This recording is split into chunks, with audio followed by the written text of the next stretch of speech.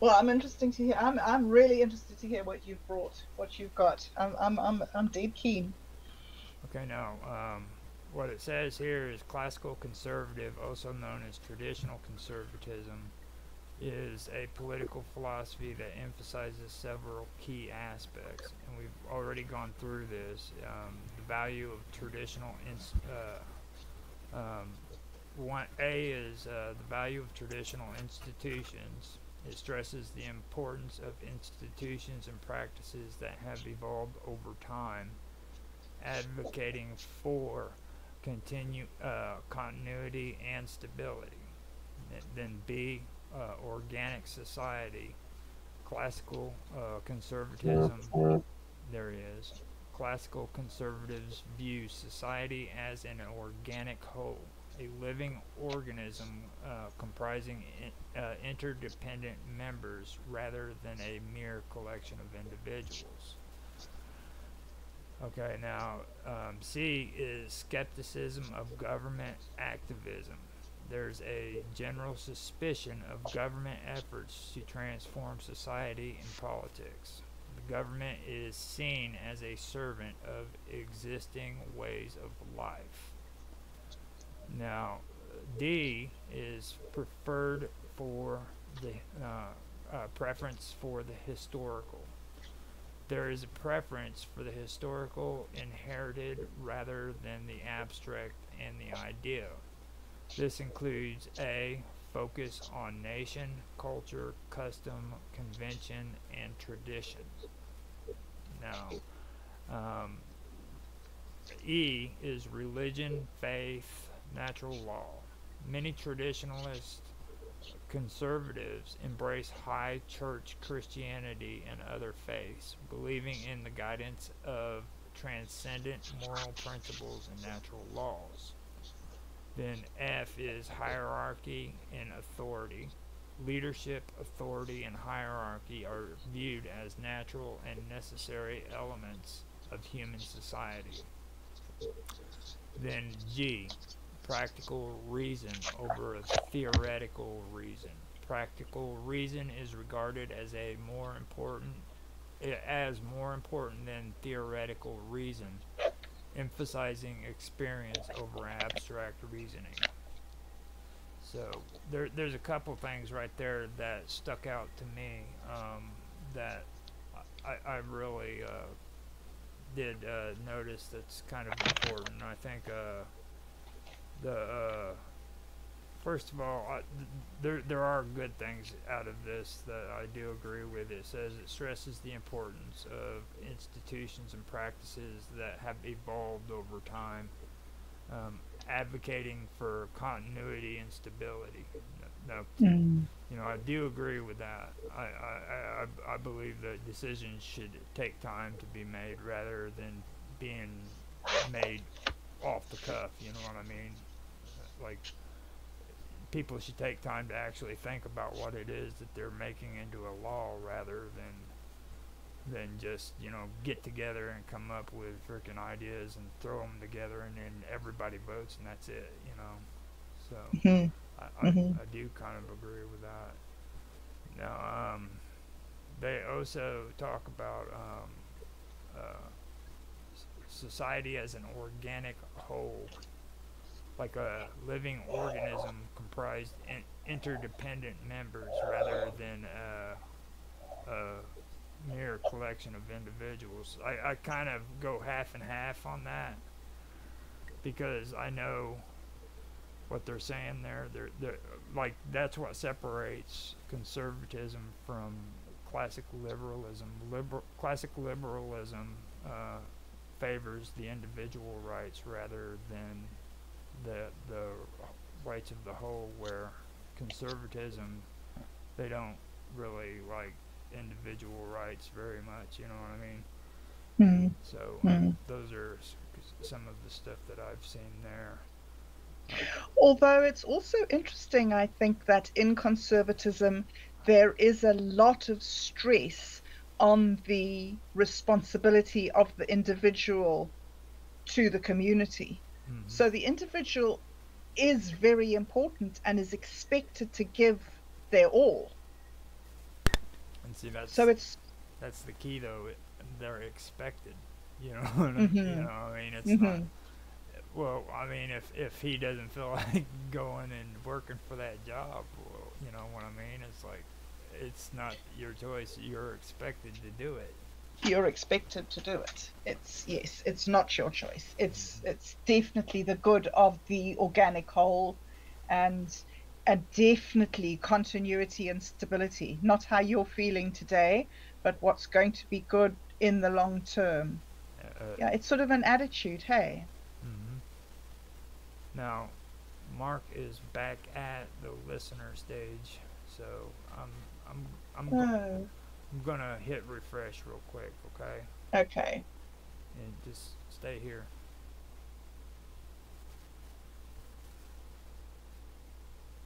So yeah, there you go.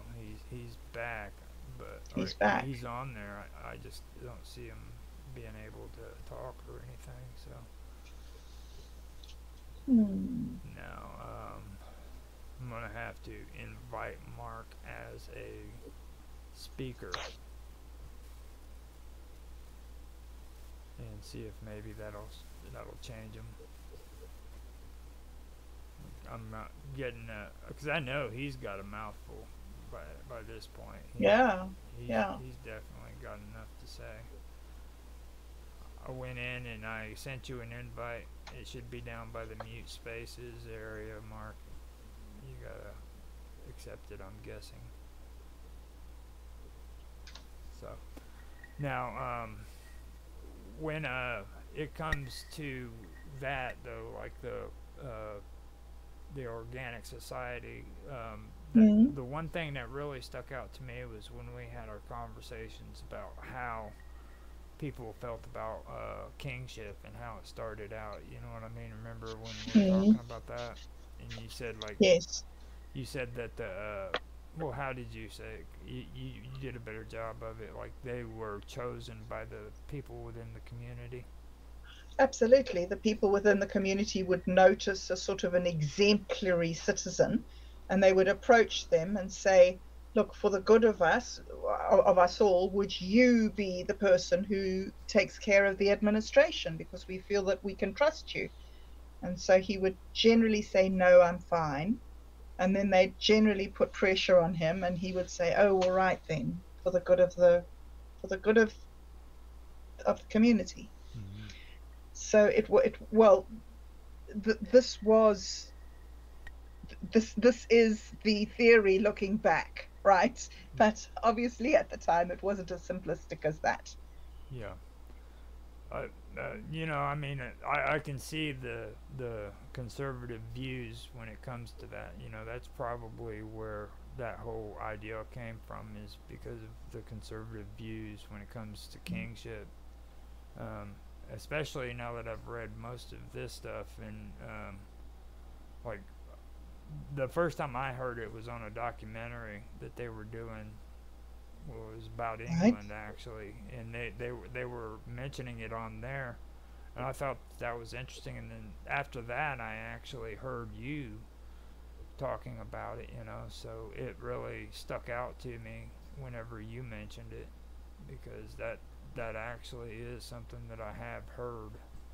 Hmm. So I I think it comes along with the belief in the hierarchy and leadership and religion and the natural law.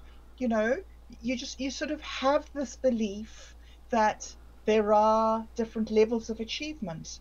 And so it makes sense for you that each person achieves what they can. So the butcher is the best butcher that he can be, and the farmer is the best farmer that he can be, and the king is the best king that he can be.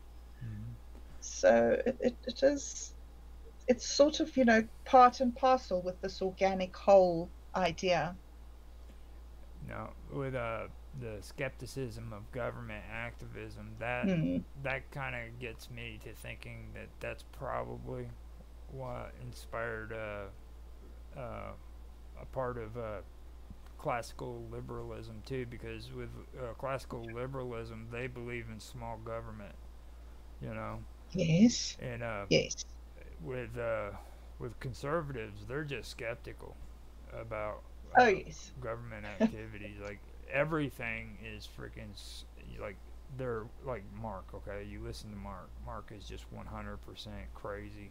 And that's because he's a conservative and he has those ideas like the government's out to get me and shit. Which I think is healthy actually, because that's the way Yeah. people should be thinking. They should be thinking, look, you don't trust your government; they're gonna, Exactly. you know, And I think that's the whole thing, is that the king is there for as long as you want him to be the king. mm-hmm. He answers to you. This weird thing that we have in like the modern world, where the rulers, or I mean, the rulers think they're rulers. Like, it's bizarre. Like, when did that happen? It's always been the power of the people since the beginning of time. It's, I mean, even voting, all these systems that don't really work have all been systems to try and stop this inversion of power that seems to happen somehow. I don't know. Maybe it's just the way of nature. Maybe the collapse of systems is part of the building of new systems. I don't know. It's very odd. No, I do believe that they both need to exist together, though. I think that one of the things that I've really understood through this series and these talks that we've had is that neither one of these systems, either classical conservatism or classical liberalism, answers all the questions.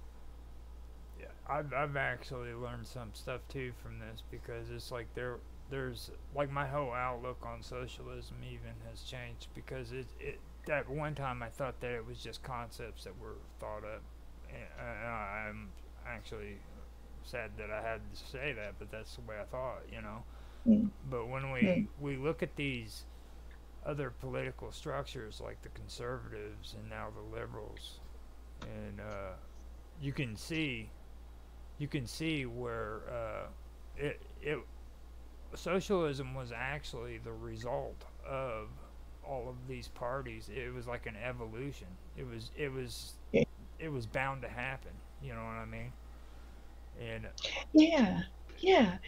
It's like we've done this and this is working, but what about this? yeah, Definitely evolution. Yeah, that's a good word. Mm. I think that's one thing that I did actually get from that. Now I keep inviting Mark down at the bottom to become a host and to become a speaker. There he is. Oh, he did it. Yes. Now he's just got to Okay. figure out how to unmute. Can you talk, Mark? Say something. He probably doesn't even know he can talk now. Oh, he's back down to listener again. Man. Well, That's so odd. yeah, I wonder what's going on there. Hmm. it's probably it's pro- it's probably this program. Like I said, it's not really all that great, but Hmm. but we can get it going. Let me hit refresh real quick, and I will be right. Okay, cool. I'll be right back in.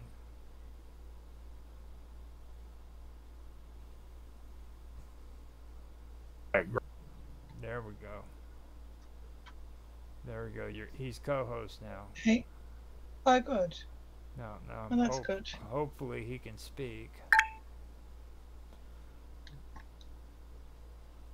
Now Hey, Mark. he's on mute. There he is. He's back. All right, we got you. I can see your bar now. Now we've had a good conversation. Don't touch nothing. You're right where you need to be. Whoops, his bar's gone. Whoops, I, he's back out at listener. yeah. I think he Hmm. keeps clicking stuff is what it is. I have issues with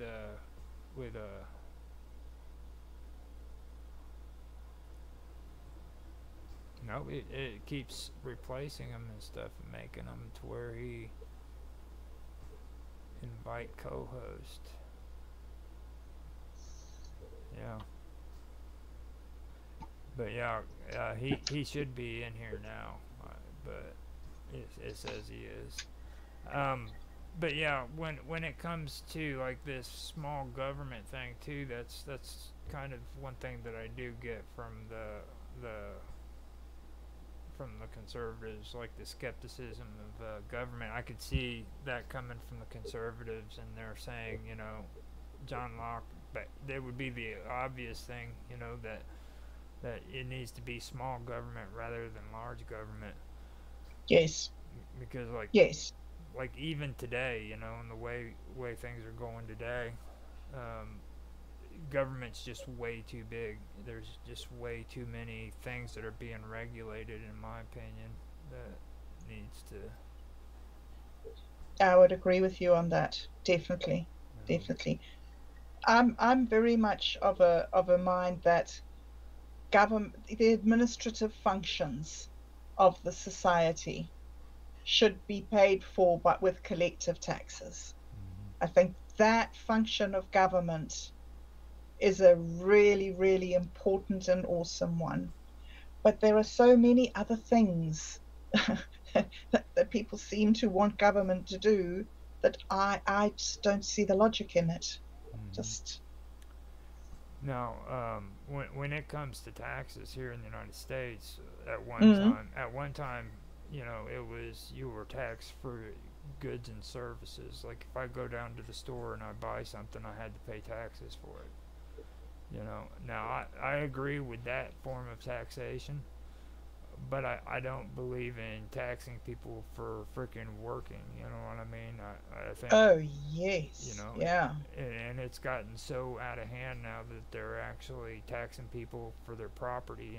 You buy this property, and according to freaking our Constitution, you know, that's our property. We own it. It's ours.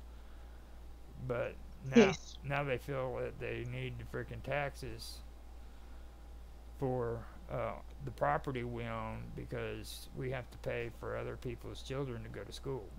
mm. You know what I mean? Well, you seem to be also paying for other people's wars as well. It's just quite shocking how much money the United States is hemorrhaging, the taxpayer money that's not actually benefiting the citizens. No, it's true. It's, there's an amount of taxation that I think is really helpful. Although I've had this conversation with my partner who doesn't have children. Mm-hmm. I say, well, we all put the money into the kitty and all our children get educated to the same standard and the same level. And he says, but I don't have children. Mm-hmm. Why do I want to participate in that system? And I completely understand that. There is individual variation that is completely overlooked. That seeing that's the thing that I haven't. See, my whole thing is this. Like, for me, I don't have Mm, children either, but I've got nephews. Well, I've got two sons. All right. mm, One son's getting ready to go out of school and stuff. All right. Yes, mm, I should be paying taxes for his education. Okay. mm-hmm. Don't, but nobody else should be responsible for paying my taxes or paying taxes on Yes, my son going to school. All right. yes, It shouldn't be like a community thing saying freaking that you have to pay for somebody else's kid going to school when you're 21 years old. exactly. You're just getting out of school yourself and going into college and learning, and now they're wanting to take money out of your pocket so that you can educate somebody else's kid. You know. Yeah, absolutely. Yeah, it's the wrong time of your life for that. Yes, yes. I've wondered to myself if a system of like voluntary donation towards certain causes. But even so, I've more come down on the side of private education or private health insurance or private pension schemes rather than centralized ones. It seems to me that centralized things are much more susceptible to fraud. Well, I mean, the thing that I see is like it's when you take a look at like well, okay, let's talk about like these school shootings. Okay, Yes. everybody's having a big issue when it comes to these school shootings, and if you are honest with yourself and you look at it, you would understand that freaking these shootings are happening because you're forcing kids to freaking go to school who don't want to be there. Yep. Okay, Exactly. and more than that, you're also freaking threatening their parents that if they don't force their kids to go to school, they're going to be Hmm. put in jail and given a fine for it. Yeah. Wicked. You, Wicked. you know, so I mean, that's the thing that really catches my attention. You know, it's like freaking. First of all, most of the parents who have kids, the only reason why they force their kids to go to school is because the law tells them they have to go to school or they're going to get in trouble. They don't care about their kids' education. Yep. You know, Yep. they really don't. They just don't want to go to jail and have to pay fines because their kids out skipping school. Absolutely. But the thing is, we also do want children to be educated. Mm-hmm. So if the parents aren't going to put their children in school voluntarily, you don't want those children out on the streets causing trouble and throwing stones at cars. And I mean, That's it's a bit of a balance there. you know, I mean, when all the best thing I can say is, you know, there's no shame in post hole diggers, okay, at all. Indeed. People No. who freaking dig ditches or have a very hard job and they deserve respect, okay? There's nothing wrong with a person who freaking wants to dig ditches. Nothing wrong. In fact, it's an honorable profession. To put your back into your labor is, you know, there's a Mm-hmm. special kind of person who does that. No, I know that like Mark is missing out. Every time we do something cool like this and have these kind of conversations, he like misses out on the good stuff. So I'm gonna hit refresh one more time and see what's going on here. Conversations. Pity everything was working so well earlier, and It was it was going so well. it was perfectly fine, and then all of a sudden, it was like, let me see something. Now, can you hear me?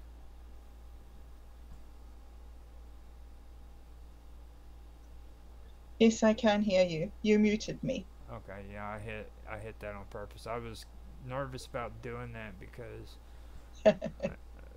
Mark did that early. That's when all the problems started for him too. Ah, So, but yeah, when Ah, oh, he started talking. Oh my ah, oh, goodness. is he word back? is Yeah, working at Woo! last. you were Yes. you were able to hear all that, right? Good. The times when I wasn't refreshing the screen, but Yeah. yeah, Okay, good. Because we were so I got talking, most of it. we were talking Um, so much smack on you, dude. yeah, I noticed. We I were noticed. we were like hitting you hard, dude.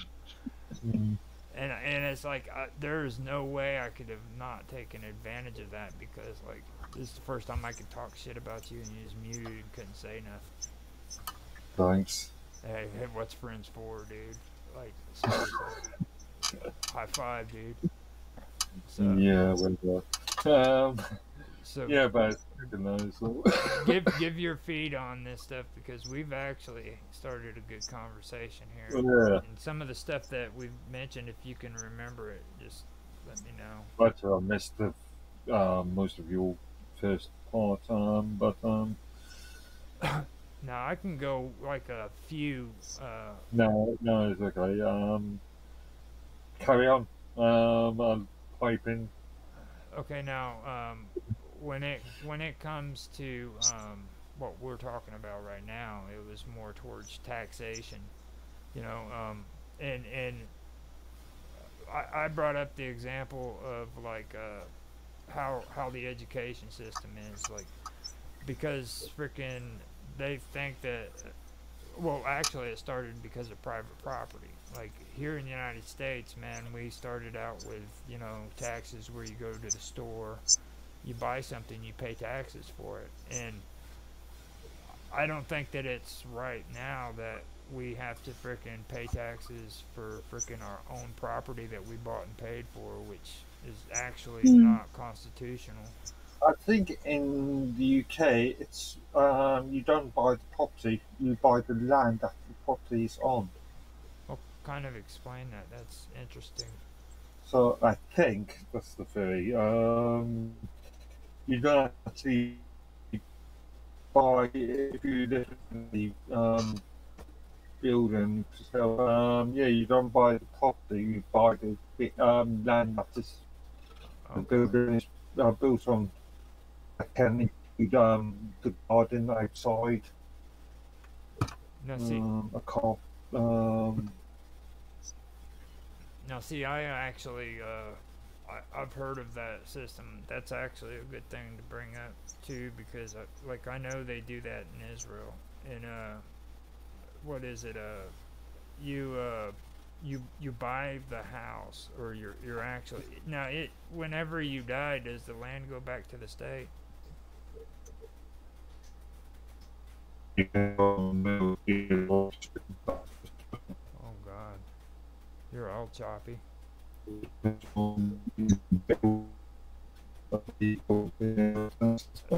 Adjust your earpieces. Can you hear me, Bob Dub? I can hear you fine, no problem at all, Roger. Just Mark. Now, when I was bringing that up with Mark, how do you know how stuff like that works over there in in your country? I'm afraid I have no idea at all, Roger. I don't know. That's mm-mm. Well, do you guys have like private property? It's hugely complicated here. There's a a treaty that was written up between the British Crown and the Maori tribes. And the Maori believed that the people were the guardians of the land and that nobody could own the land. And when they signed this treaty, they thought that they had explained to the Queen that nobody owns the land, we all just sort of live here and look after things.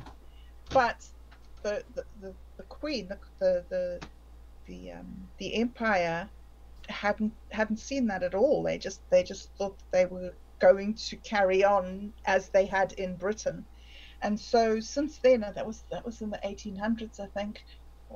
There's been this huge ongoing debate between the indigenous people of New Zealand and the settlers about what is the correct way to administer the land. And there are different rules for different places. So the seashore and the rivers and the agricultural land and the all these things are treated in very separate ways, and it's hugely complicated. And there's ongoing negotiations all the time about property and land rights, and yeah. That's actually pretty interesting. I mean, it's you said enough right there to be honest, because that's really interesting. So can you? It's Yeah. But I don't know the specifics, Roger. I can just sort of tell you in general. That's yeah. But that's, I mean, I read this stuff. I'm just doing it for a talking piece. You know what I'm saying? We're sitting here having a conversation. Yeah. So don't sweat over that. Mark doesn't listen, or he doesn't make notes uh, either. He never well, makes notes, and he's I Mm, sort of use your notes. yeah. But you know what I'm saying though, like it's just for talking pieces. right. Okay. So All right. what's your take on what Bob Dub just said, Mark? I'm afraid I missed half of it. I added the audio again. Yeah, okay. Sit still and don't move. Don't don't move at all. I move as little as possible, but yeah, this X Twitter's thing doesn't work. Yeah. This also works. Well, we're getting you, so let's just be grateful for that and say something before we lose you again. Okay. With Yeah. with private property, where you were at right there, um, kind of expand on that some. I think from what I've heard, Bob Dog explained it well. Now, Um, is that the way it is there in your country in England? yeah, yeah, yeah, yeah. I believe, yeah. So the land could be confiscated by the state, in theory. You could buy back from the state. Okay, so each Hmm. generation has to buy back the property that their parents Not had. necessarily. If there's order will, if there's probate or whatever, it will go into the next of king or whatever the will states. But Okay. in occasions, it can go back to the state. hmm I think that is interesting because I mean private property is kind of it really is a hot topic even back whenever the United States and France and everybody had their revolutions, you know, that was a big thing. Hmm. I think his name was Rousseau.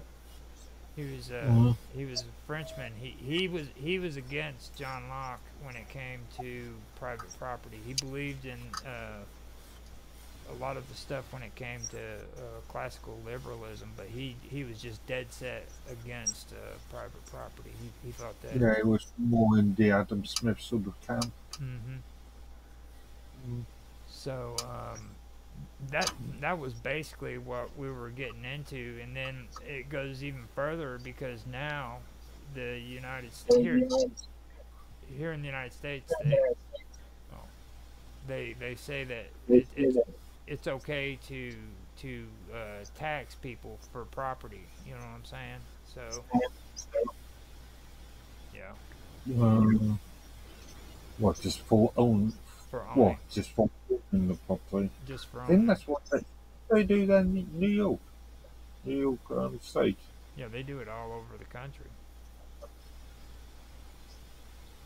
One of the interesting things I think that one of the interesting debates about owning property or owning land is whether a person who buys a piece of land deserves to profit off the resources that are under that land.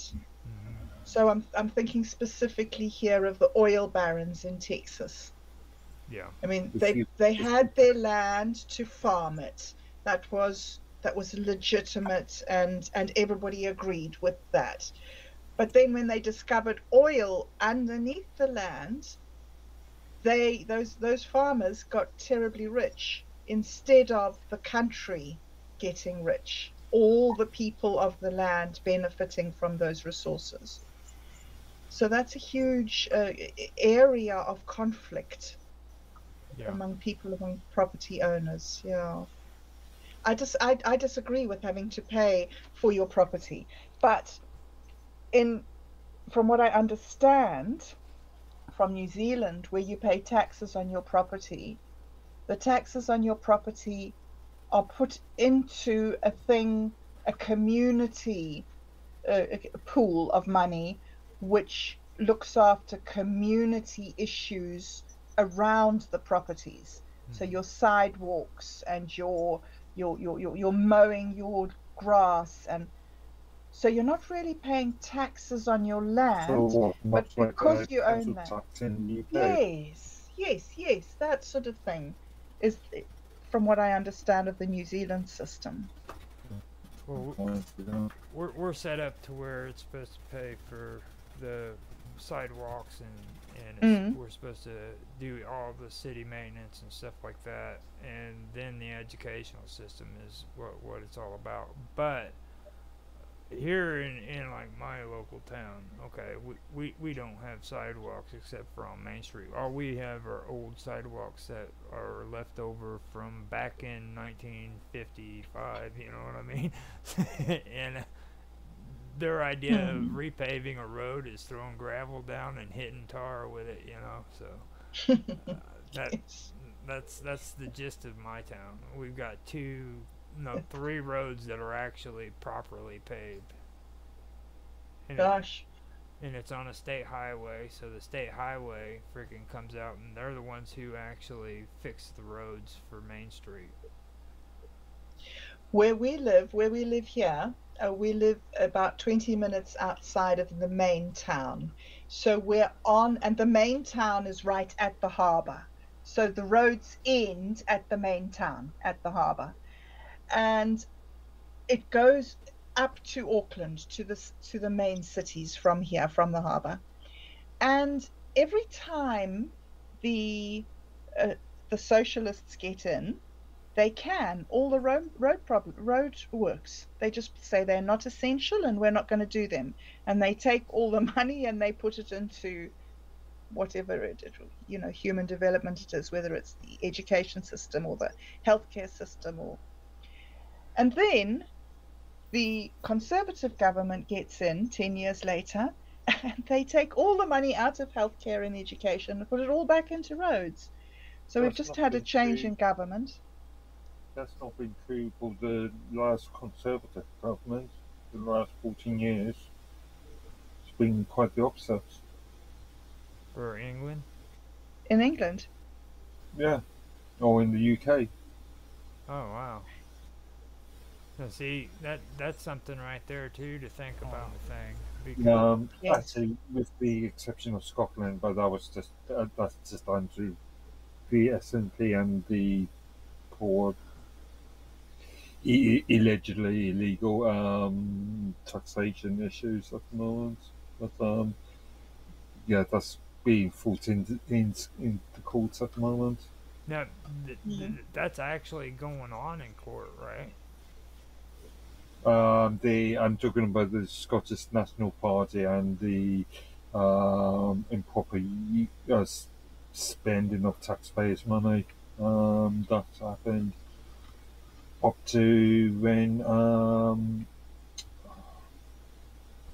the previous SNP leader, can't think of her name. Mm. But See, yeah, for me, that's actually good because we don't barely ever freaking hear of anybody like going to court over illegal taxation or anything of that nature. You know what I'm saying? the news, yeah. That I don't know. I Mm. can think of a few cases, US cases, oh, in relation to improper use of taxpayers' money. where throw it up there. That it actually Uh, made it to the Supreme Court or to Congress in hearings. no, it was more state based. They didn't get that far. You see, that's what I'm saying. It's like that's a big deal. I mean, the fact that it even made it there. And Mm. I'd like to also welcome within the vacuum. He's in as a listener now. It's going to take you a little while to figure out how to do all this within the vacuum, but I sent you an invite to be a speaker. If you want to come in, it'll. I don't know if you know how to do all that, so. But it's you got to click your avatar, isn't that right, Bob Dub? Click the microphone at the bottom Yeah, and it should say request to speak. yeah. Send an invite to speak is what she said. So, but yeah, when it's that was basically what all the stuff had to do when it comes to like taxes, and then we started talking about education and how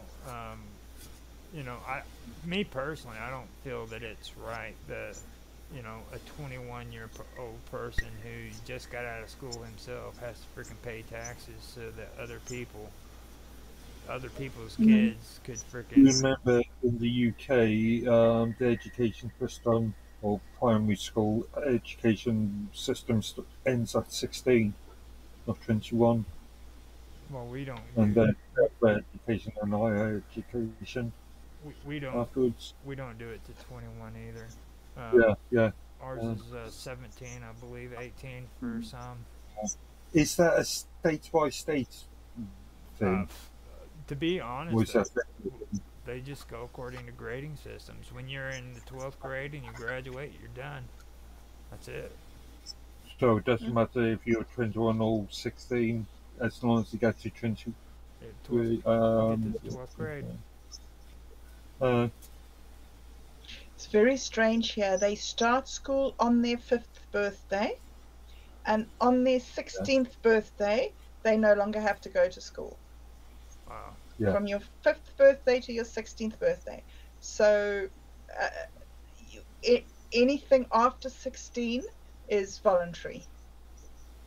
And see, I personally, well, I've said it to Bob Dub. I don't know if you heard it or not, but like, I don't think that the state or the government has a right to force kids or their parents to freaking make their kids go to school. I think that that's causing. I disagree because I mean people from education, if done correctly, if it's Mm. properly, but state education as guys users read, write, arithmetic, what used to be called the three R's.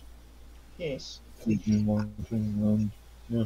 Well, if they taught kids to where it was to the point where they actually wanted to learn, that would be cool. But That's it. okay, but I don't. Well, yeah, that's a wider issue, but Well, I mean, it really isn't like it's what me and Bob Dub were talking about. You you you have to take and send your kids to school. Period. yeah. If you don't send your kids to school, you're gonna have somebody Or you knocking can on your home door. educate. You can home educate. In the UK, there is legislation for home education. Yeah, you could home Uh, education, or yeah. if you can get away with that, yeah. But In the UK, there are there's entire legislation, so both the child, the guardian, and the Department for Education, all has a say in um, the child's education. So no, they Mm. are a lot more stricter on it. the good thing is we got within the vacuum up to speaker at the moment, but he's not. I don't know if knows it. Yeah, yeah. What? Okay, Hey, there he is. Oh, okay. Cool. Welcome, welcome.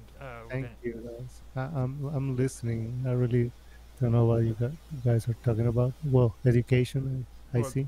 it's more of a political history kind of thing, and we don't really get into like the name bashing on political parties and stuff like that. It's more of the serious political conversations. You know what I mean? Mm-hmm. So Mm-hmm.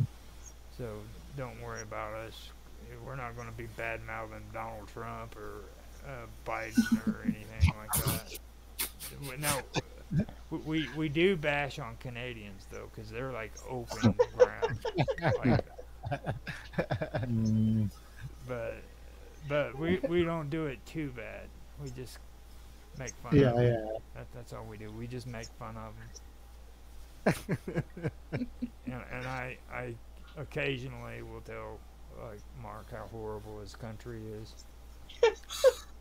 Yeah, uh, yeah. Occasionally. Yeah, yeah. every chance I get. Okay, I gotta be honest. Every chance I get, I tell Mark how horrible Yeah. England is. Oh, you're so bad.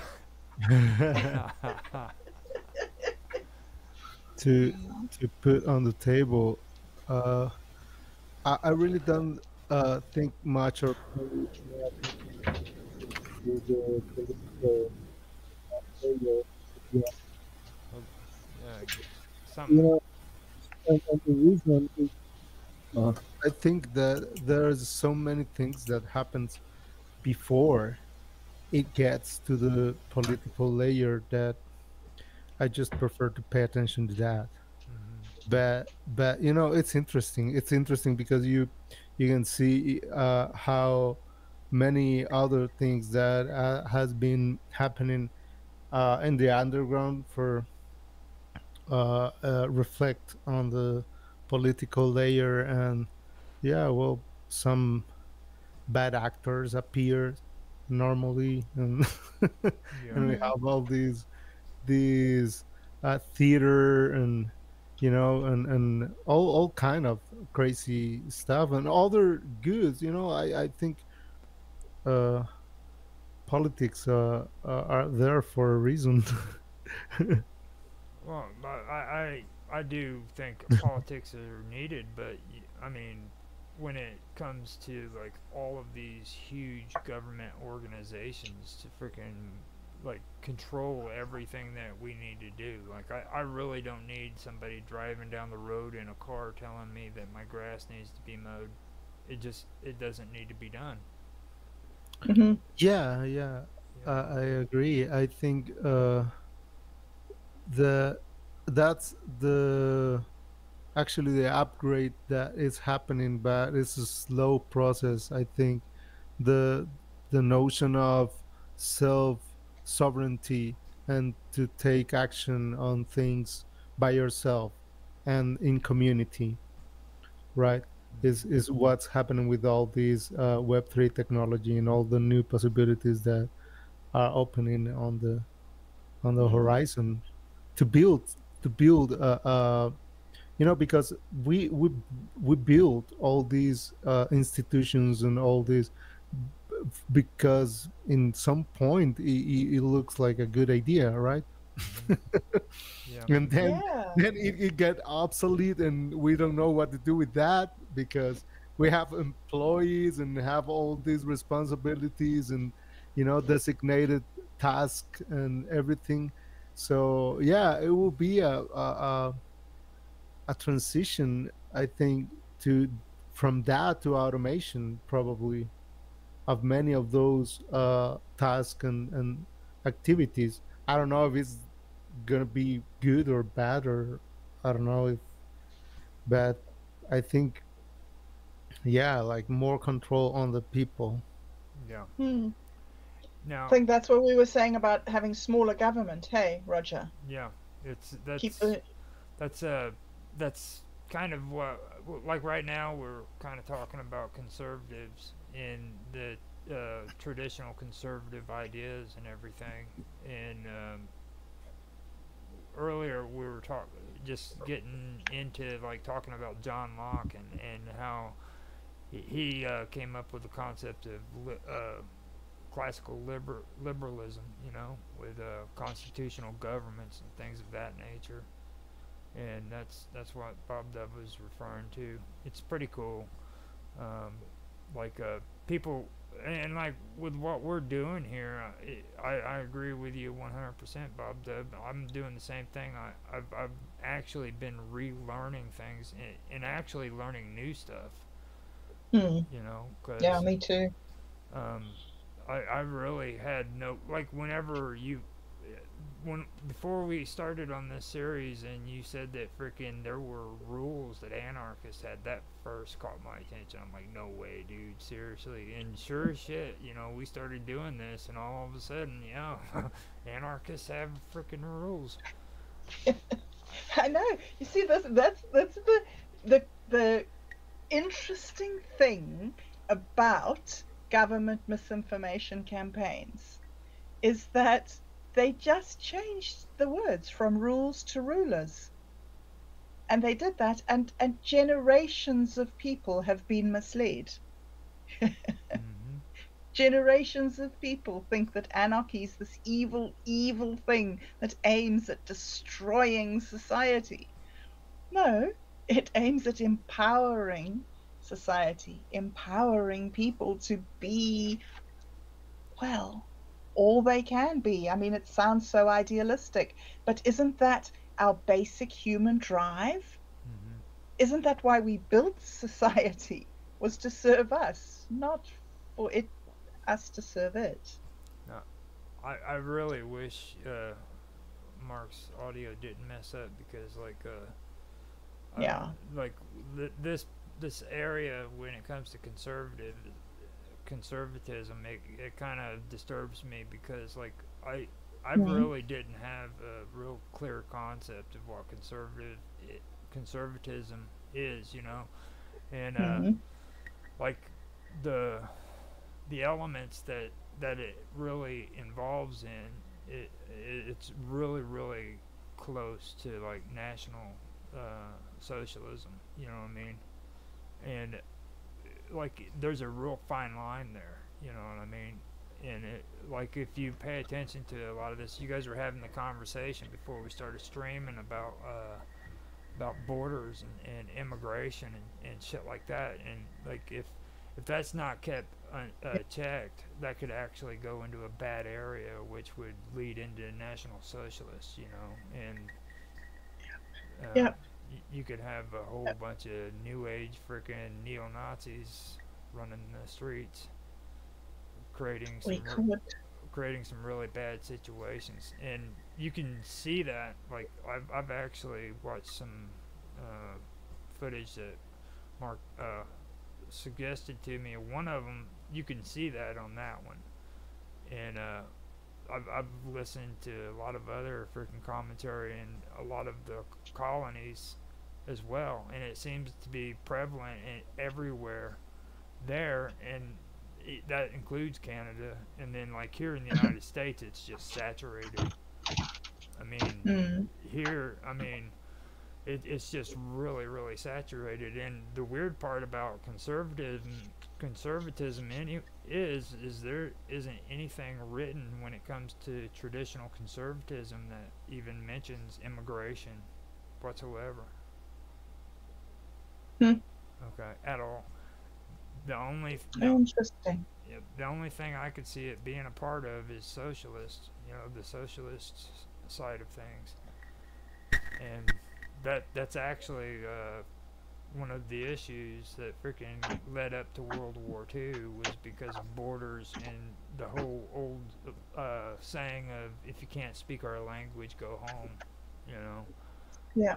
because that. Which I think comes back down to what I was saying before about resources, but instead of resources at an individual landowner's level, it's resources now at a country level.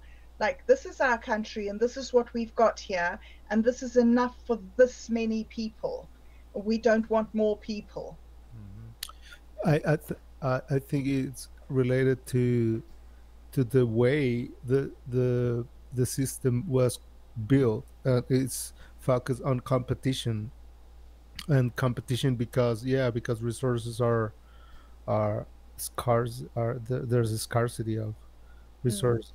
So I think pretty much everyone born into this system, it's programmed to think about resources in that way, mm-hmm, right? mm. And to compete with everyone that threatens that security, right? But yeah, it's complicated, and and it It creates it really. is complicated because does a country deserve to keep the resources under that country? Or are these resources global resources of planet Earth that should benefit all the inhabitants of mm-hmm, Well, planet Earth? I think intelligence is what we are building also, right? To be able to manage that amount of data, and yeah, Yep, also yep, Internet of Things and yep, blockchain and all of that is will in certain point it will give us the opportunity to measure and to act on the resources of the earth like more intelligent, in a more intelligent and holistical ways, thinking about the Yes. whole globe, right? Yeah. But only if we allow ourselves to adopt those types of thinking, because there are other people who are like, no, those types of thinking are going to destroy everything that we've ever built. And, you know, Well, it's also because sometimes it is focused on cultural differences, and it's just mm, technology, it's just intelligence. It's about survive of the Yeah. species. It's Right. about the I species. agree. I agree. It's not Yeah. about anything else. It's Mm, about, yeah, survival. mm, And the thing too though that when it comes to this border issue that you got to take into consideration. Now you remember when me, you, and well, I think Mark might have even been there when we were talking about Shakespeare, and mm. and I talked about Venice. Venice, Okay. yes. Now, me and Mark have a little split of opinion, but I think he's wrong on this, and I'm cool about saying that because he's not able to talk right now, which is awesome. But see, conservatism, class, traditional conservatists, they uh, they agree with the monarchy that that they understand that they can't have a monarchy, imperial government anymore, Mm, but they still want that government. They still want the idea of kings and queens and dukes and earls and a hierarchy that they can follow. Okay.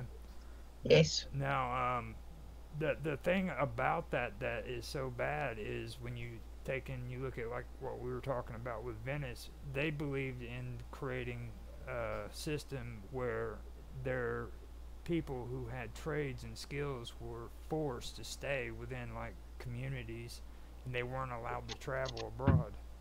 Mm. And the There are trade secrets. yeah, Yeah. and the reason for that was because they wanted to retain their, according to them, their customs and their traditions and their uh, their skills and their trade secrets, like you said, you know.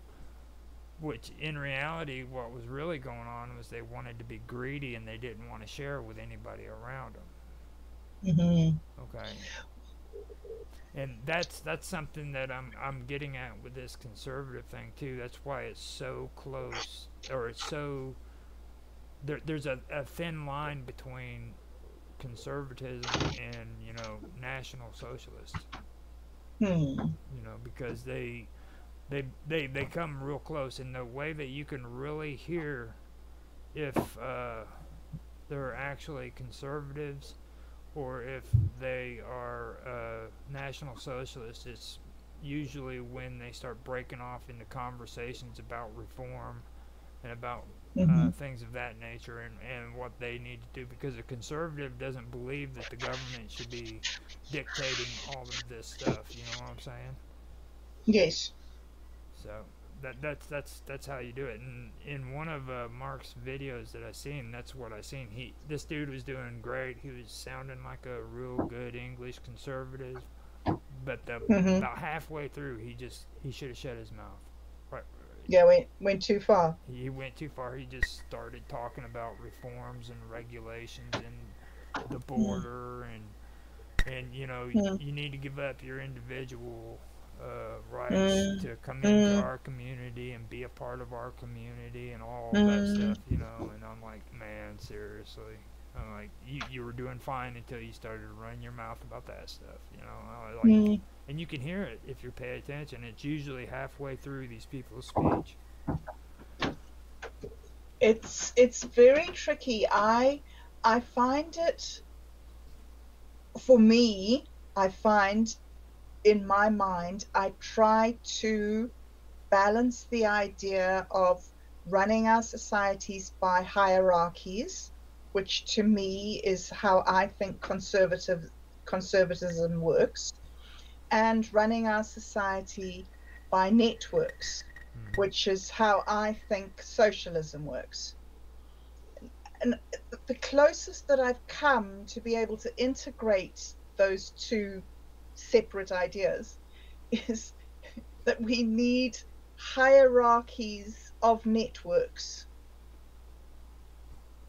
We need cooperation, and we need community, and we need boundaries and identity and skills. We need those things. They're terribly important for bringing up children and for morality and for mental health and for huge amounts of things that make a healthy population. Mm-hmm. But you also need structure and discipline. And some people are more capable at things than other people. And some people are more highly educated or more privileged. So, yeah, it's such a delicate balancing act. I don't know that really talking about things in terms of classical conservatism or national conservatism or progressives or I, liberals. I don't know if it's really relevant anymore in the society that we suddenly find ourselves in this for me, I century. mean, to be honest, I see it more prevalent because um, like I was saying here with the stuff that I was reading about just recently when it comes to the classical liberalists.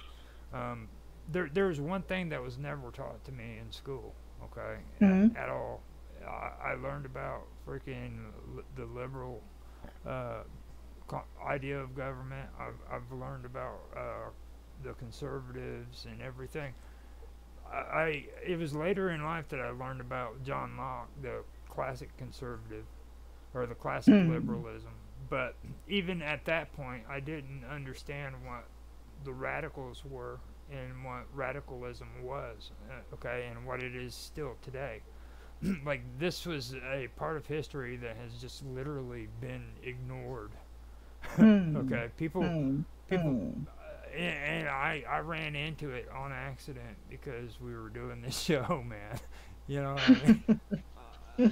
That's how I found out about it, and it was a very strong movement that was going on back then, but you don't ever hear about it, you know, and that's the missing link for me. That's what makes things make sense when it comes to all of the things that are happening today. The stuff that's happening, like people are mad about woke and they're mad about the liberals and their civil rights movements and all this stuff.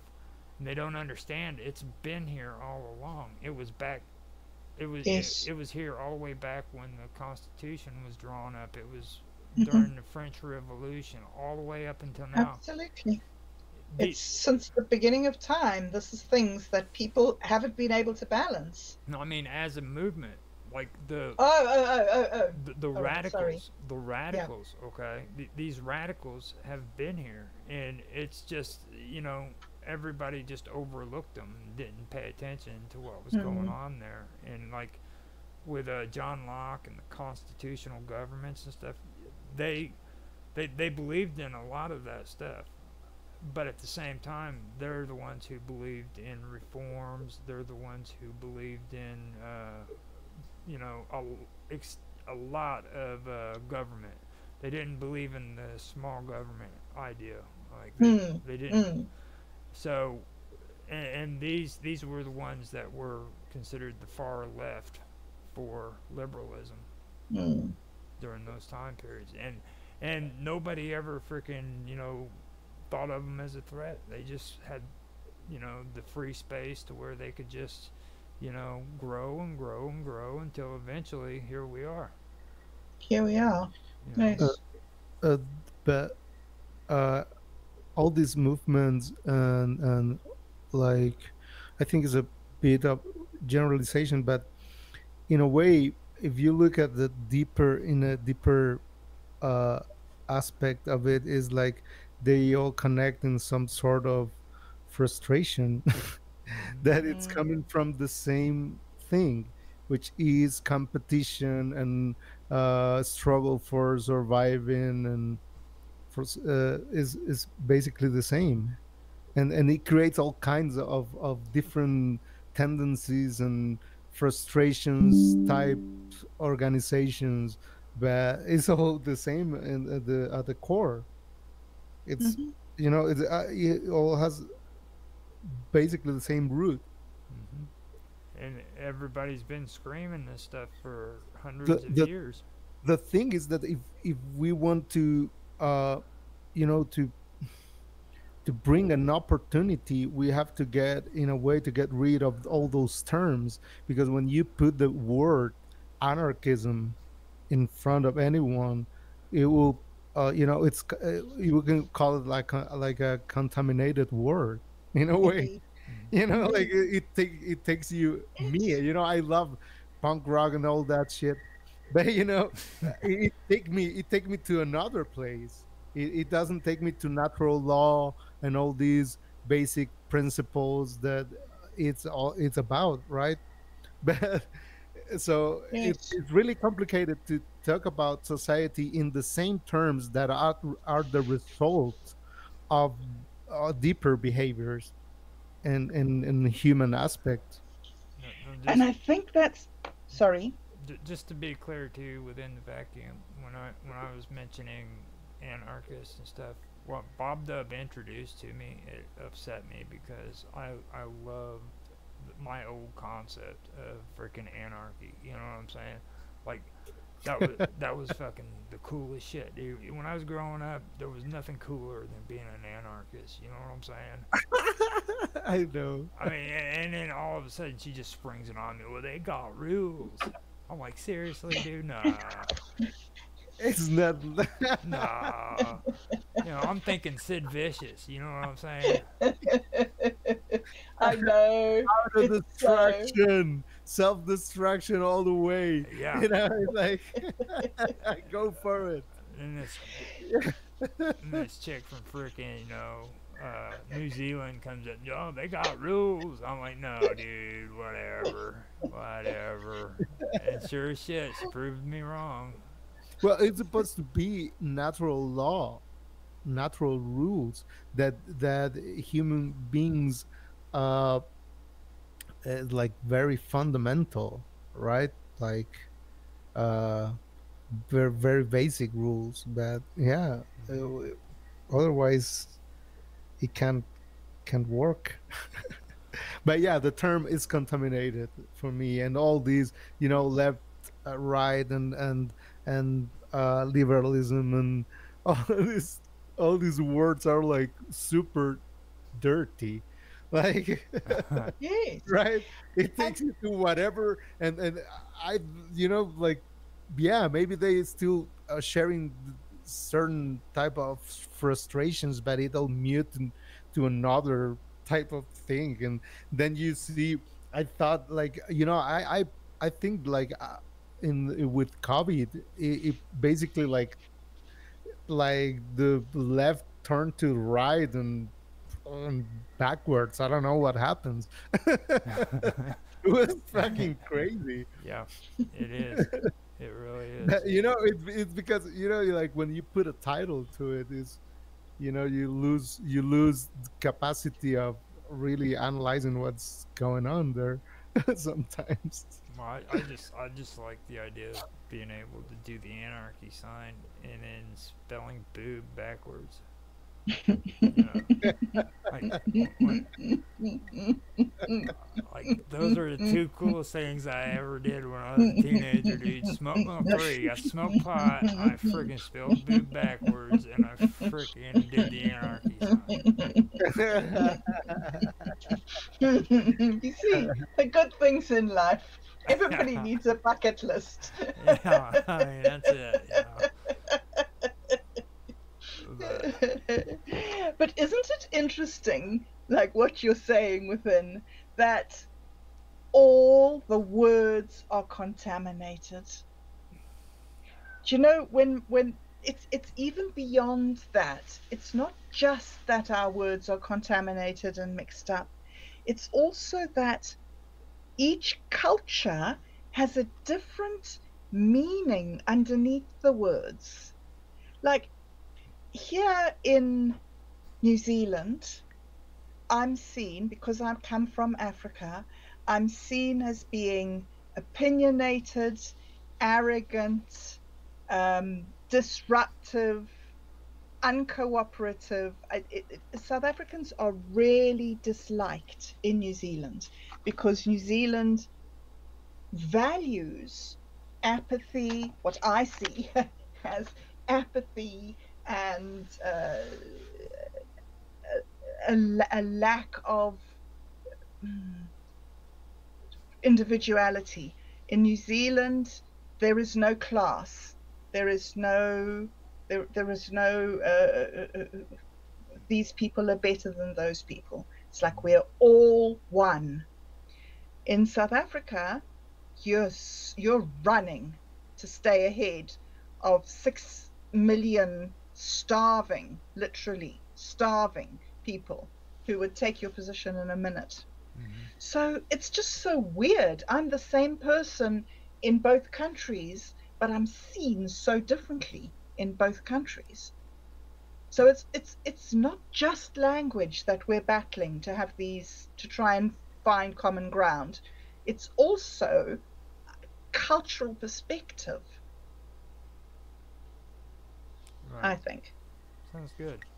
Yeah, it's a lot of things, and it's also the way we have to behave inside these systems. Uh, Mm, Otherwise, uh, well, there's other ways to do it, but it will take a price, and not everyone can do it inside the and try to make a living in different ways. But yeah, I think it's it's complex. Now, it is. now, since we've been talking about John Locke and everything, I'll go ahead and read the background I made up for him so that you guys can kind of get a Cool. story for him. So, Thanks. it's about John Locke. Now, in the year 1632, in a quaint village of Rington, Somerset, a child was born into a world of turmoil and change. His name was John Locke, and his destiny was to become one of the most influential thinkers of his time. Locke's earliest, or no, Locke's early life was marked with the English Civil Wars, a period that undoubtedly shaped his views on government and society. His father, a country lawyer, fought for the parliamentarians, instilling in young John the sense of justice and importance of lawful government. As Locke grew, so did his intellect. He attended the prestigious Westminster School and later Church Christ, Oxford, where he delved into the standard curriculum but found his passion in the study of medicine and the Borgia, Borgianing field. That's another one of those English words. Borgioning fields of empirical science. It was during this time at Oxford that Locke met Lord Ashley, the future Earl of Shaftesbury. This meeting would prove fortuitous, as Ashley would become Locke's patron, providing him with the means to pursue his intellectual endeavors. Locke's life took a dramatic turn when he became involved in the political machinations of his time. He found himself in the midst of the struggle for constitutional government, advocating for the rights and liberties of the common man against the absolute rule of monarchy. Exiled to the Netherlands for his beliefs, Locke penned his seminal works, including the two Treatises of Government, where he expounded on the idea of government by the consent of the governed and the natural rights of life, liberty, and property.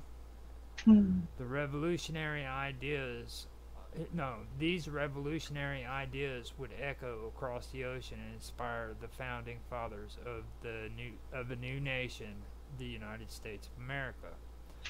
Locke's influence extended beyond politics. In his essay concerning human understanding, he introduced the concept of the mind as a tabula rasa, a blank slate shaped by experience.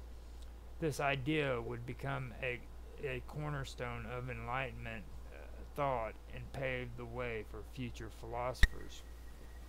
As the years passed, Locke's health waned, but his legacy only grew stronger. He passed away in 1704, leaving behind a world forever changed by his ideas. His visions of a rational, tolerant, and free society continues to inspire and guide us every day. And just to make it clear, the United States had their revolution in 1776. All right. So, So 70 years after he died then. right. Right, okay. Interesting. Now, the we were in a conversation about radicalism and classical liberalism, and I found out where I had it that where it shows the difference between the two, and the key differences between radicalism and classical liberalism are rooted in their approaches to political, social, and economic issues.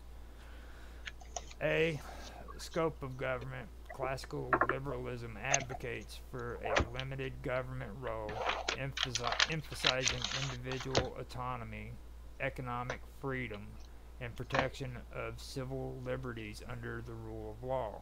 Radicalism, while also valuing civil liberties, supports a more active government role in reforming society and expanding suffrage. Now, I wish I could have gotten more into suffrage, but I didn't really like the word, so I don't really want to look for it. It just sounds horrible. But It's women's rights, isn't it? No, suffrage is like not just like the Irish and suffrage with the Irish too. I ran into cases or where it talks about that, like Ireland had suffrage and stuff like that too. Then it says B, economic policies. Classical liberals champion free markets and fair laissez-faire, however they say that. Economic. Laissez-faire. Laissez-faire, yeah. Economics, with minimum state intervention in the economy. Radicals tend to support broader economic reforms that may include more regulatory oversight and social welfare programs. Now, social policies. Classical liberalism often takes a more cautious approach to social policies and taxation, advocating deregulation and opposing extensive state involvement in individuals' lives. In contrast, radicals push for progressive social reforms and policies aimed at reducing inequalities and expanding democratic participation. Now, political reforms.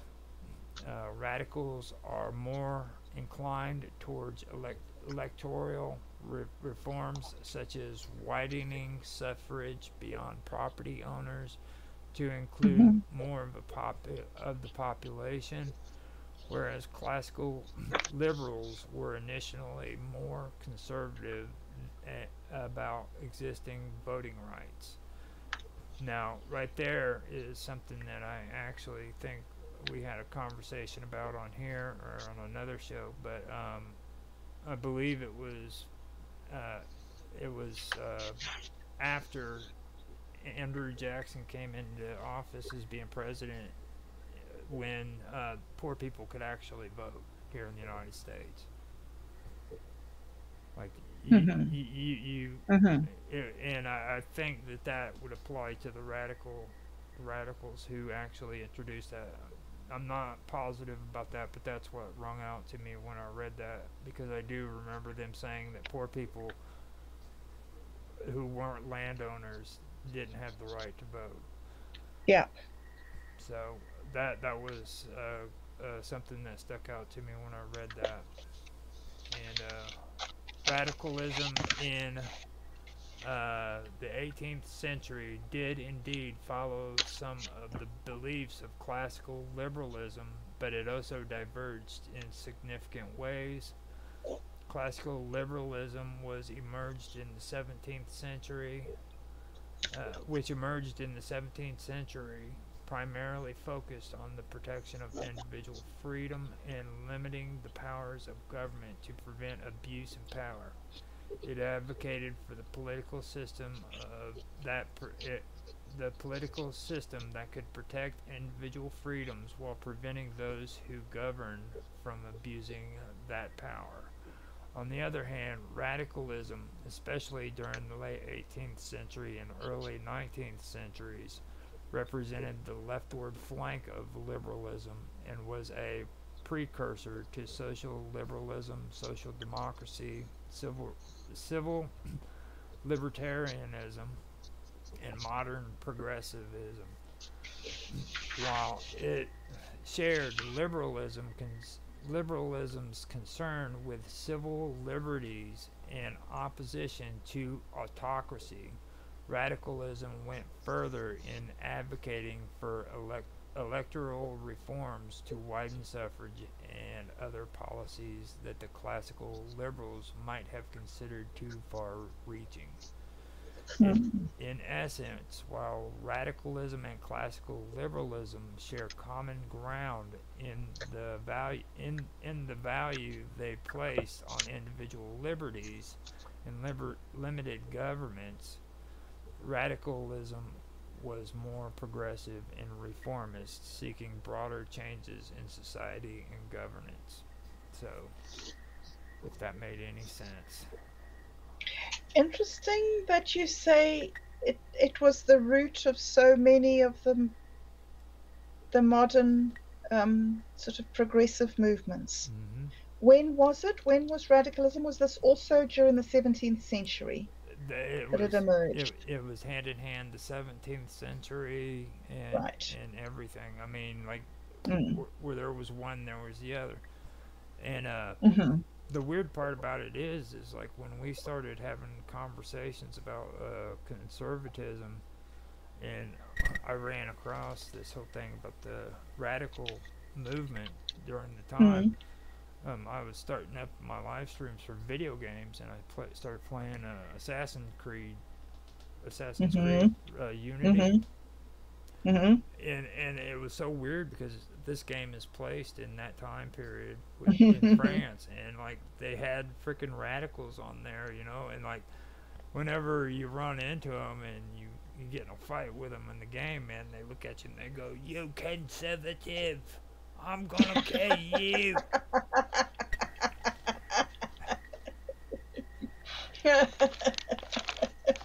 Were the conservatives the woke brigade back then? Yeah. Or no, the radicals. I don't know. Funny. The radicals and the conservatives did not get along, I take it. I still had to Yeah. do more research on that, but I think that they didn't like one another very well. So Very interesting. I suppose there's always been a left wing and a right wing. yeah, that's the thing that stood out to me too. And another thing that really flipped me out was when they, like, you know how we were talking about anarchists, and then like Mm. that branch of anarchy that you said, if it has the name at a name at the end, it's not real. Oh, right. Oh, yeah, no, I say that all the names that are after anarcho Yeah. are not real. When- Yeah. Right. No anarcho-communism, anarcho-monarchism, anarcho-capitalism, anarcho-socialism. I don't believe in any of those anarchos. Well, like right here though, they got civil libertarianism. Civil libertarianism. Yeah. Okay, that would be the same thing as what you're talking about right there. Yes. Yes. You know, Yes. Yes. civil libertarianism. You know, and when it comes to like all the stuff that we've been having going on in the world today, like the woke movements and freaking things of that nature, with progressiveness or progressivism, you know, Mm. For me, I still believe that these are just names that were changed as time went by. You know what I mean? Like Yes. at one time they were named something else, and this right here kind of opened me up to a lot of things, like a missing Mm. link that I didn't, because a lot of this stuff is pretty confusing to understand. Mm. There's But just that's oh, go ahead. that's one of the reasons why I loved the show that we were doing on duality, Mm-hmm. because it was about these opposing points of view and about how they need each other to balance each other out. Nobody's right. It just is like this. There's this way of thinking and there's this way of thinking. And somewhere in the middle, we have to do our best and get on with life. Yeah, it's Yeah, true. take a look on the other side and see what can you get from there, Mm, right? Like, uh, because from their perspective, they are acting on their best intention, right? Mm-hmm. So absolutely. it's happening everywhere. I'm thinking more about like practical changes or practical differences that we can achieve uh, as communities and that kind of stuff. Like I recently read about an article from Ted Gioia about the record labels that are right now buying all catalogs of music.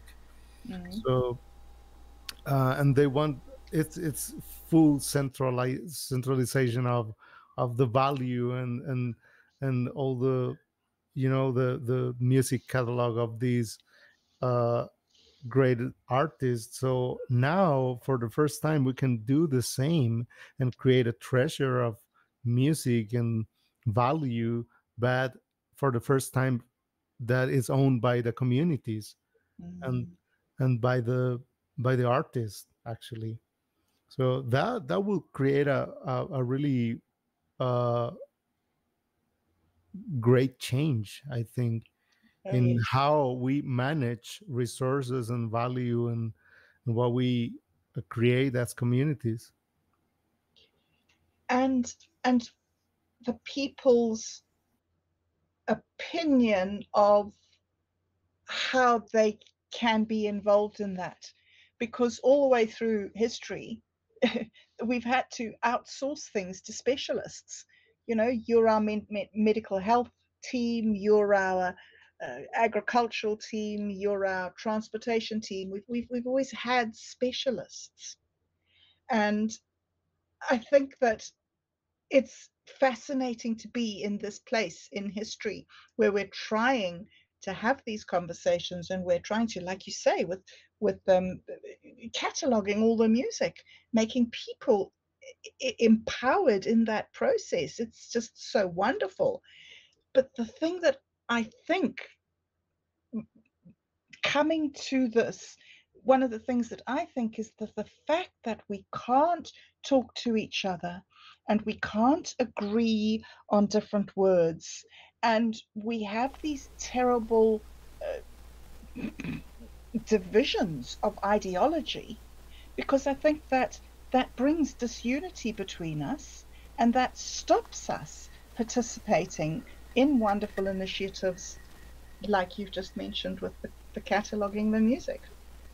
Yeah, I think it's about common ground and an interesting common interesting also, uh, Hmm. because I was reading an article from uh, um the World Economic Forum about centralism and to abort things from that perspective to focus on the common ground and the interest aspect, because we're talking here about creating to create new mechanisms to serve that are more dynamic and but it's economic or tokenomic systems. So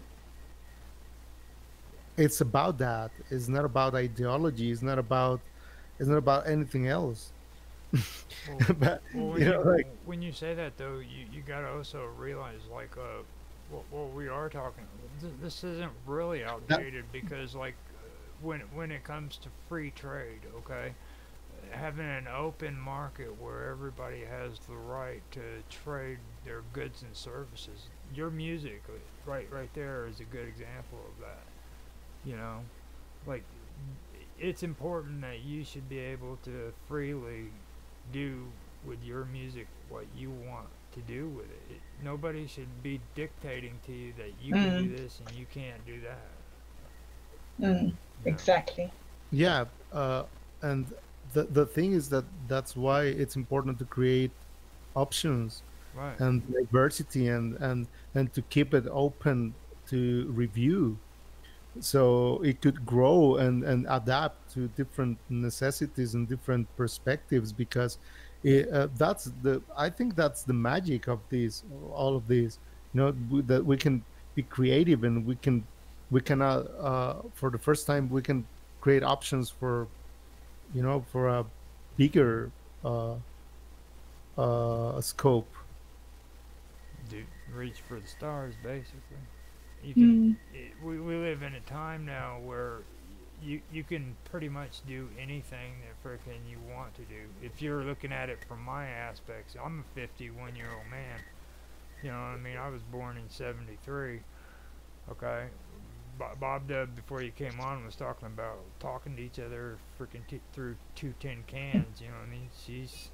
She knows what I'm talking about. You know, so when I look at all of this new stuff, I'm seeing this world just opening up to a whole bunch of different opportunities. You know, and the sad part that I'm seeing is the younger people really don't understand how much opportunity is being handed to them, and they're letting these organizations come in and dictate to them what they should and they shouldn't do and what they're allowed to do. mm, You know, mm, But naturally, those organizations are going to to lose uh, force or and energy, because you can see what's going on right now with the national elections in the hmm, states. yeah, It's really uh, I don't know what's the right word to that. It's like nobody does. it's it's just the clear image of a theater.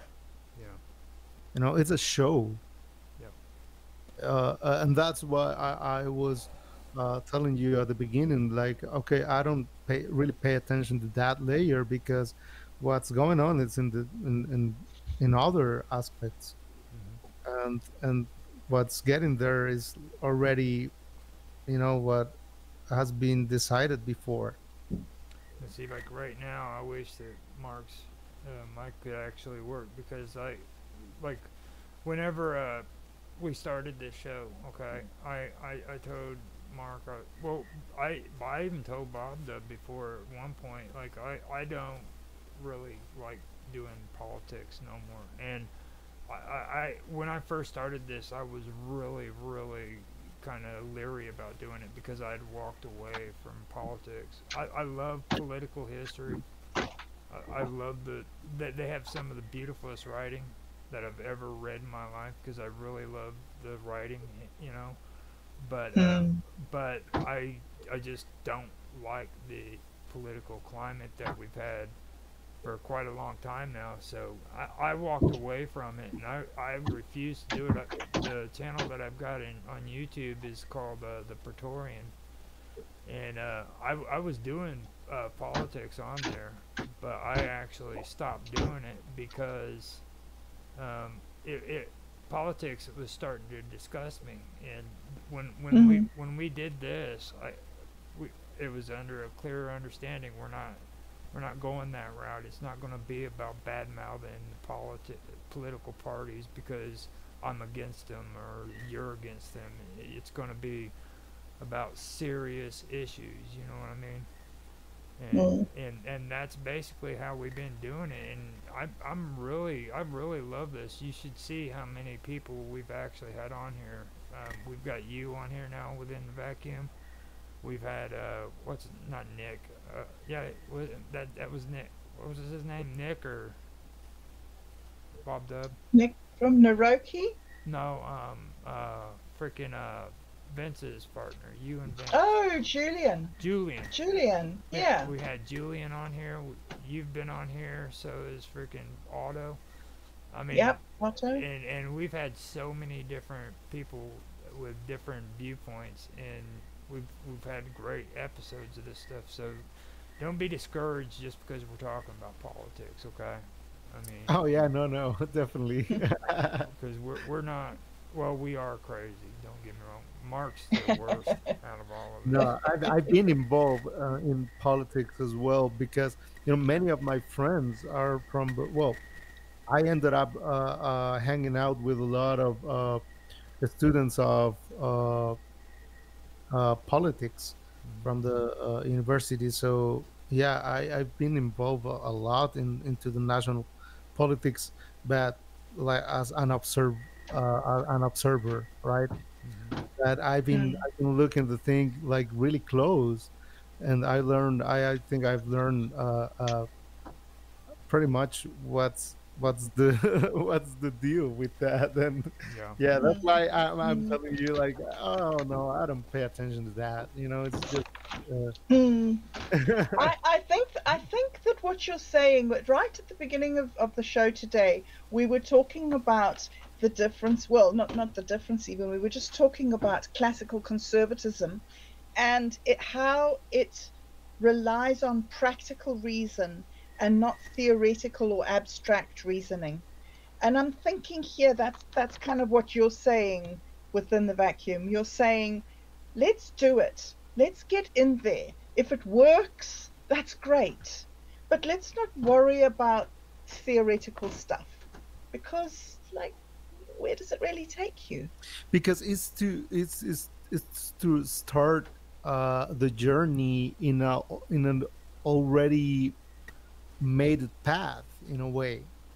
Like you really don't have like freedom if you are like thinking about all these other.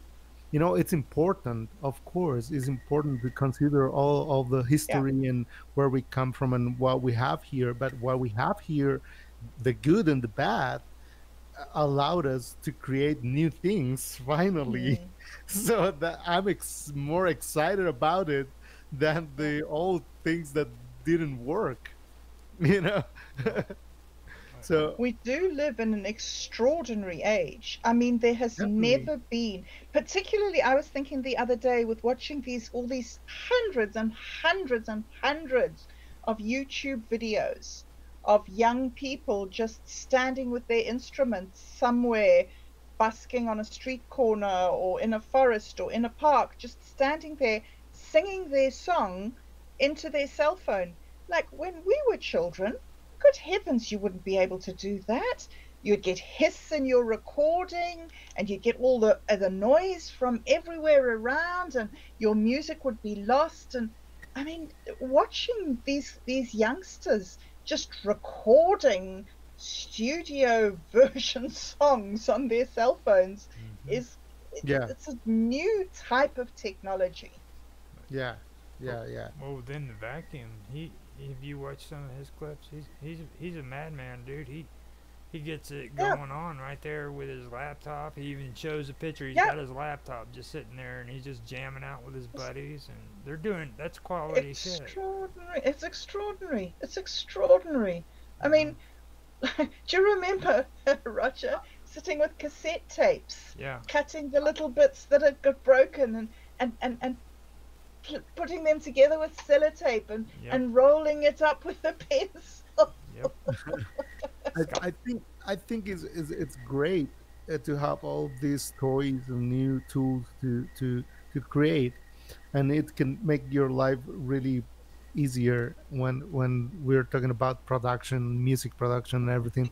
And yeah, kids making professional songs in their phones. But I wouldn't take from them the opportunity to learn an instrument, Oh yeah. or to provide them with yeah, like knowledge about music, and the roots of it, like, and Mm. all the magic that is behind, because it will help them to develop uh, other qualities, and also develop the both hemispheres of the brain, and it's good for you. And I think, like, we get crazy about immediate results, like, yeah, I Mm-hmm. want a professional song in 2 minutes, and there you go. And Mm. Yep. Mm. And that, and why is that? Who's pushing to to to give oh, it's content creation. I get it, I hate to give you you bad news there. Within the know. vacuum, you're sounding like you got a little bit of conservative in you too. So Of just course. you know, No, I don't like deny that. we were talking about this too right before you came in. All right, like, and I mentioned it. I was like, I don't like the idea of decisions being made right then and there. You know what I mean? Mm. Like, why does a decision have to be made right then and there on the spot because somebody needs a decision made? You know what I mean? I think if you take time and you think it through and then you come back and you give your decision, then you had time to really decide if it's a good idea or not. Well, I think it's the same. Is that this connection with the rest, Hmm. and and just I'm in a hurry because I'm acting on my own interest. Yeah. So I need it now, because that's my, you know it's the illusion of time, and yeah, lack of perspective on that we are a species. Yep. And yeah, well, decision making is another thing. But yeah, like, immediate results, that I get that when I go to the farm to my mother's, and I clean up the and I pick up the eggs from the chickens. That's immediate result for me. But I don't apply that to art. Yes, you do. It doesn't make Yes, sense. you do. You know you do. Well, Somehow it does relate. Those chickens actually creates well, something. no, I really don't. I really don't. Like, I record layer by layer by myself, and So you're I telling mix it. me, I mix it up so, as in the, like, in the old school style. yeah, but Like, you don't think about those chickens and laying the eggs at all when you're making music. no, not at all. But I mean, it's an example. It's an example of where I find, like, the I don't know, the pleasure of immediate results Yeah, is not in the art. right. Because I enjoy the journey. It's about that. As an artist, it's about the how every project takes you to another level of understanding of what you are, and what you can achieve, and it's about that. It's not, well, the result is what you put out there, but it's about the experience, and the process you get on at each piece. Well, like, the thing that I get when it comes to like decision making in humans is like, whenever I was in Alcoholics Anonymous, I used to know this one guy. He was one of few crazy people, okay, that was in there with us, and he had this story that was a real good example, and I always try to use it when I can say it right. But like, he's like, imagine you going to a fast food joint, okay, and you're going into the drive-in or drive-through, and one day you're going into the drive-through and you're in a hurry, so you get up there and you want them to take your freaking order, and you're having to wait behind like three cars. So you're upset because freaking you're having to wait for all these other people ahead of you to get a freaking order because you're in a hurry and you need to get it done, right? So what happens is they turn around and they get you up there to the front of the line, man, and you're freaking getting your order taken, and you're you're told to freaking pull forward away from the thing so that you can wait and they can have your order come out to you. Okay, so now in order to speed things up, they're having you move ahead so that you can be out of the line and wait for your order to come out and be handed to you. So now you get pissed off now because now you're not freaking going and having to wait to get your order. They're actually making it faster so that you can get your order faster. You see what I mean? So you're not happy if things are freaking going too slow or if things are going too fast. You're just, it doesn't matter. You're still just unhappy about it. You know what I mean? Yeah, it's, well, we were talking about the other night on the Imaginarium. Like, I just get some Italian sauce with my spaghetti, and what in history, I don't remember any emperor who can order like, okay, I bring me beer from Netherlands, like, and keep it cold for me. Like, we will really live surrounded by luxury that was never achieved even by an emperor in the past, Well, and still unhappy. I'm glad you said that because it's true. Like, we're living better than kings. Yes, Absolutely. I'm It's talking to you extraordinary. guys from the other Yes. side of the world. I mean, we get our And milks pasteurized. So, We are alien level right now, and in comparison. mhm. And they've shown in studies that have been done pretty recently, they've discovered that as people become more wealthy, their levels of compassion drop. Well, it depends, because I know some people that are like really millionaires, and their lifestyle is normal. As Yeah, I said the other day, as I have more money, I don't have to take three breakfasts because I have more money. It's like common sense. And it depends what kind of wealth are talking about, because it's only money. It's about education. It's about all uh, many other things are representative of wealth and value, not only money, right? Or land, or that kind of stuff. absolutely. So yeah, there's a lot of people with money out there, like doing crazy shit. I love when you say that, doing crazy shit. Yeah, It's true. like trying to influence by their own wish, like following their own egos and stuff like that. So yeah, it's about education, and education about what we are in a fundamental aspect, I believe.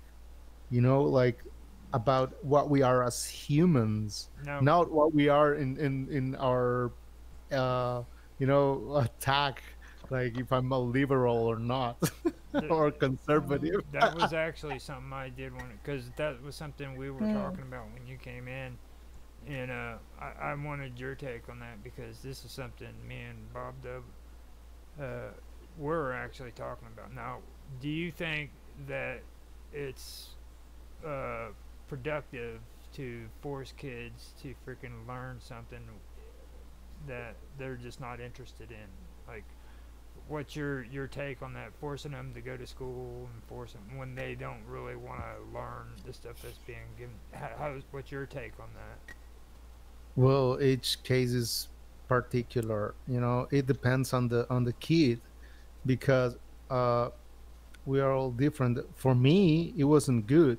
When I get to the kindergarten, I realized, like, okay, the day before I was, in the garden exploring. It was like my life to explore, and then following the ants and studying their houses and stuff like that. mm, mm, And then I I have to go to this place and play what they are telling me to play, and do whatever they are telling me to do. And I felt like, okay, this is I actually remember that was the first time that I got depressed in my life in Mm, kindergarten, because I felt like, okay, my life is, it's end. This is the end. I mm, can't. I cannot. Why I should do this shit every day? mm, And indeed. so, yeah, for me. But I looked at my other, uh uh the other kids were doing very well, you know. But it depends. Yeah, I think we should have the option to homeschooling uh the children. Yep. Yeah, that's the same thing Mark said.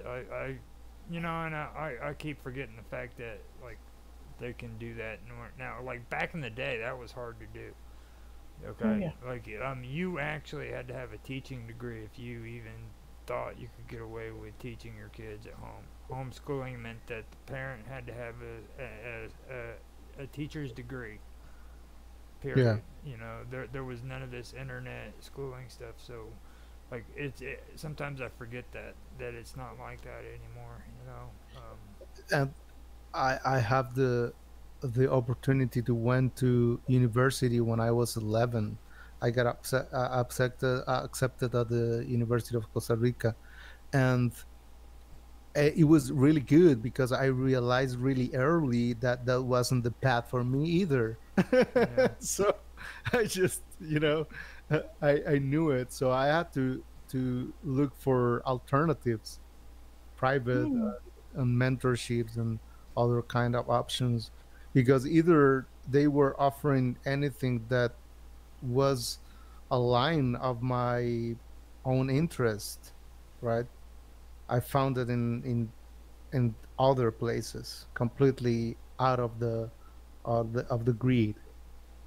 mm, Yeah, and Well. I have to practically set up my own program and my own research and investigation, and with the help of these friends uh, that are very wise and prepared.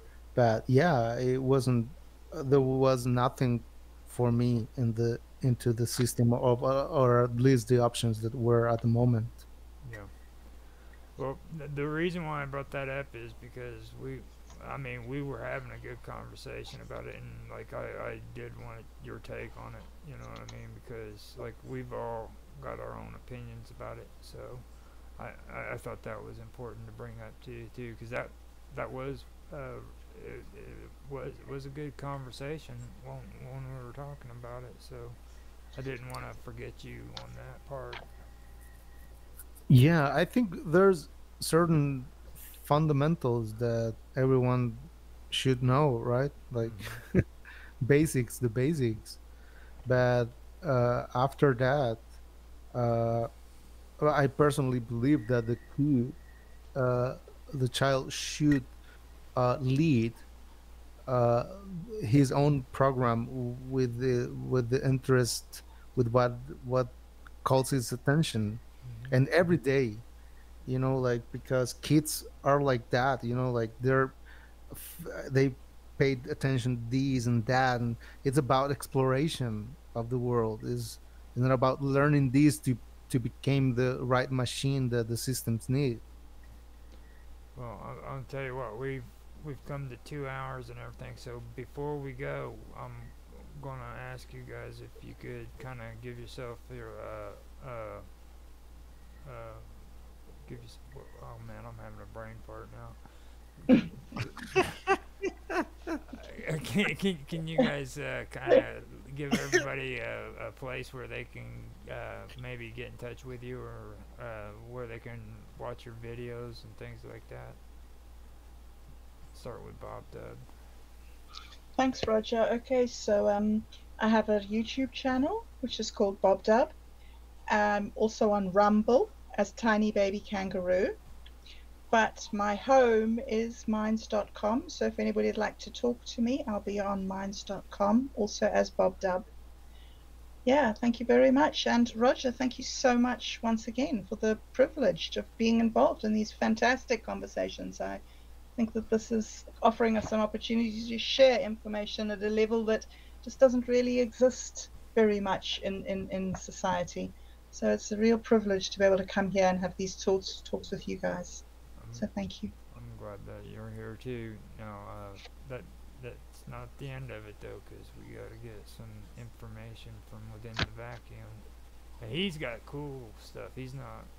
He got stuff that's way cooler than us. Oh yes, he does. Uh, He's so cool. thank you, Roger, for the space, and yeah, it's important. I love it. I cannot talk about these topics anywhere, so I think it's really important to have these spaces to analyze from different perspectives, for sure. And yeah, as well as Bob, you guys can find me at minds.com as within the vacuum, and here and on X, and also YouTube. Everything is within the vacuum, so will be easy to find. And yeah, thank you, Roger and Bob and Mark. No problem. And since Mark isn't able to represent himself right now because of audio issues, um, Yeah. I'll mention he's on minds.com too. You can find him on minds.com as Medworthy. You can also find him on Minds Chat. He goes by Mark Edworthy, but Medworthy is what he does on Minds. Um, you can find me and him both on Skype for Tech Talk and also for well, this Roger's Realtime Talk Show host or event, and Bob Dub is on there too, I believe, aren't you? On where, Roger? On Skype. Oh, I could be. Yes, yes, yes, I'm on Skype. Sorry, forgot. So Yes, we're yes. we're on And a there. bit on BitChute and Odyssey. I don't really Eh, know where I you're everywhere. am. You're Like a everywhere. rash. That's one thing I learned about all of you guys. You're everywhere. I think the only one that doesn't have like a whole bunch of places to go is Mark.